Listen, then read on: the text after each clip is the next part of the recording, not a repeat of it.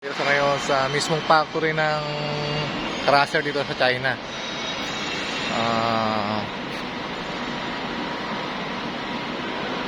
Nag-site visit tayo rito ngayon para makita natin yung pinagawa nating mga machine.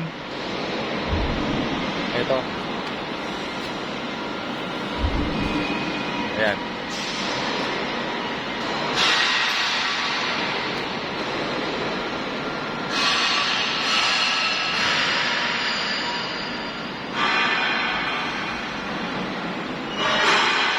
Ito yung mga ginagawa nila dito.